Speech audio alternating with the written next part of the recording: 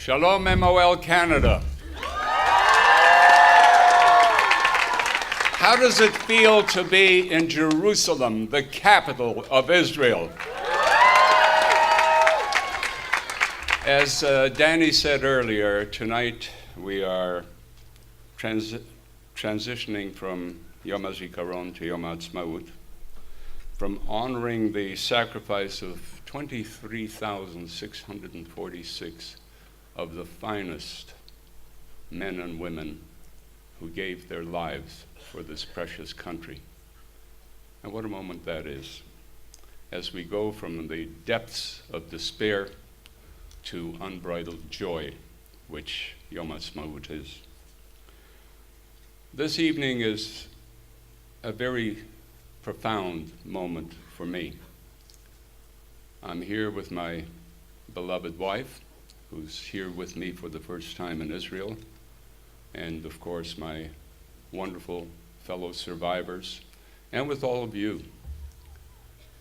We marched from Auschwitz to Birkenau just a few days ago, or I prefer to borrow what President Reuven Rivlin said. We marched from Auschwitz to Jerusalem, and that is quite a change in what that means. And I have a personal story to share with you. When we fled from our little town after it was destroyed by the Nazis on September 9th, 1939, we hid in the woods for a while, and then we ended up in Bialystok. I don't know how we got there. And from Bialystok, we were deported to the Soviet Union, which featured a host of forced labor camps and the gulags in Siberia.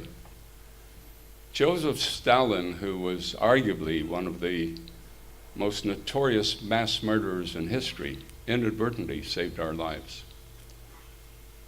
2.6 million of our people perished in the Soviet Union, which has at times been referred to as the parallel Holocaust.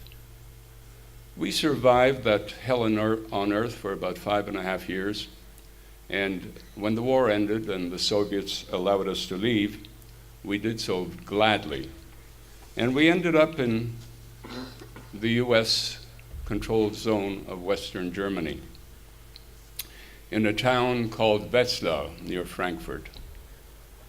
Wetzlar was home of a massive SS camp, which was turned into a DP camp. And we were there with among 4,200 fellow DPs.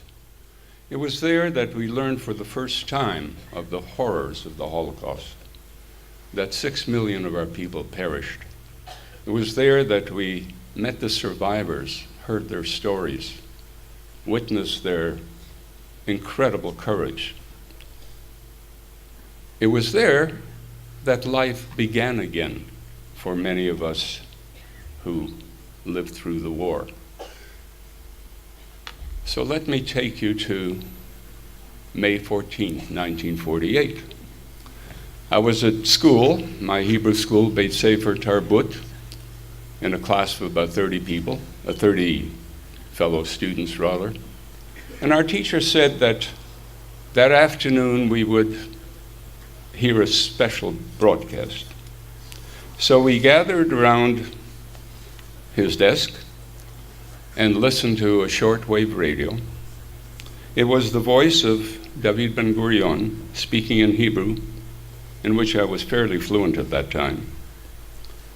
And the teacher repeated later the key phrase, Anu machrizim bezot al akamat medina Yehudit be'eretz Yisrael I Medinat Israel, meaning we hereby declare the establishment of a Jewish state in Eretz Israel to be known as the State of Israel.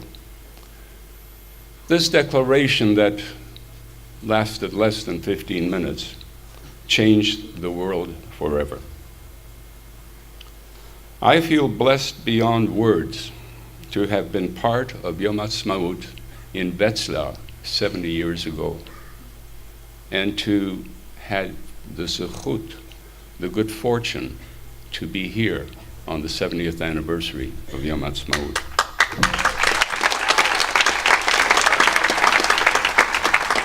It's an incredible moment for all of us, and I particularly want to salute our students who are on this trip. I have such profound respect and love for you.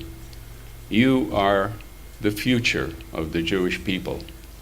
You now join the millions around the world who become the guarantors of never again. And so long as there is Israel, there will never be another Holocaust. We are so blessed to be here together to celebrate this incredible, incredible moment. 70 years ago, the 39 members of the People's Council, placing their trust in the Rock of Israel, Hashem our God, B'toch Bitachon B'tzur Yisrael, signed the declaration and then rose to recite our eternal blessing of thanksgiving. Let us commemorate that moment. If you would kindly rise, I'd like to recite Shehecheyanu. Baruch atah Adonai, Eloheinu melech haolam, Shehecheyanu v'kimanu v'higiyanu lazman hazeh. Am Yisrael chai.